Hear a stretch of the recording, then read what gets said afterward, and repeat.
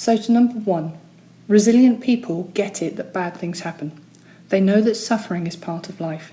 This doesn't mean that they actually welcome it in, they're not delusional, just that when the tough times come, they seem to know that suffering is part of everyone's existence, and knowing this stops you from feeling discriminated against when the tough times come.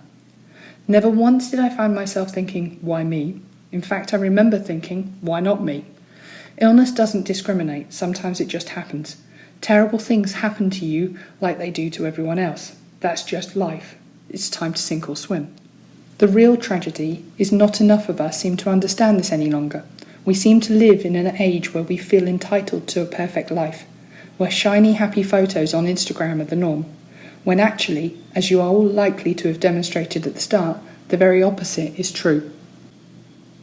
Number 2, resilient people are really good at choosing carefully where they place their attention. They have a habit of realistically appraising situations and typically manage to focus on the things that they can change whilst accepting the things that they can't. This is a vital, learnable skill for resilience and grittiness. As humans, we are really good at noticing threats and weaknesses. We're hardwired for the negative. We're really, really good at noticing them. Negative emotions stick to us like Velcro, whereas positive emotions and experiences seem to bounce off us like Teflon. Being wired in this way is actually really good for us and has served us well from an evolutionary perspective. So imagine for a moment that I'm a cave woman. I'm coming out of the cave in the morning and there's a saber-toothed tiger on one side and a beautiful rainbow on the other.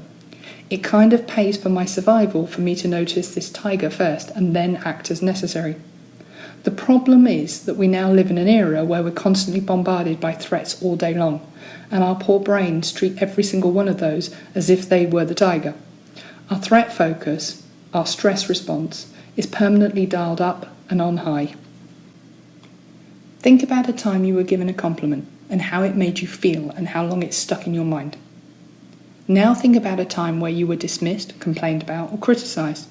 How did it make you feel and how long did it stick in your mind? And did you just keep coming back to it time and time again? The negative is harder to forget but easier to notice.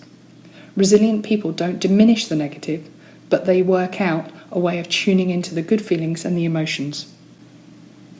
Have you ever had a moment when it feels all too much, but you've managed to say to yourself, hey, no, you're not going to get swallowed up by this. You have to survive. There is so much to live for. Don't lose what you have to what you've lost. In psychology, this is called benefit finding. Being able to switch the focus of your attention to also include the good has been shown by science to be a really powerful strategy. In 2005, Marty Seligman and colleagues conducted an experiment where they asked people to think and write down 3 good things that happened to them each day. What they found over the course of the 6-month study was that those people showed higher levels of gratitude, higher levels of happiness, and less depression. When you're going through a trauma, you might need a reminder, or you might need to give yourself permission to feel grateful. Find the language that works for you, but whatever you do, make it intentional, a deliberate ongoing effort to tune into what's good inside your world. Number 3, resilient people ask themselves, is what I'm doing helping or harming me? This is a question that's used a lot in good therapy, and it's really powerful. This was my go-to question. I would ask it again and again. Would my belief, my actions help me or would they harm me? Whether it's forgiving family history, arguments from holidays past, or whether it's scrolling through social media. Whether it's actually asking yourself, do I need that extra donut? Asking yourself if what you're doing or the way you're thinking and acting is helping or harming you. It puts you back in the driver's seat. It gives you some control over your decision making. So ask the question, is what I'm doing helping or harming me? So there they are, my 3 strategies. Pretty simple ones, really. They're readily available to all of us, anytime, anywhere, and they don't require us to have a degree in rocket science. Resilience isn't some fixed trait. It's not an elusive thing that some people have and some people don't. It actually requires a very ordinary thought process, but it does require a willingness to give it a go.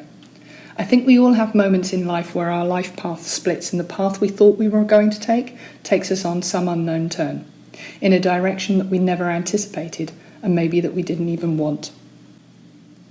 It happened to me, and honestly, it was rubbish for a while, but that's life.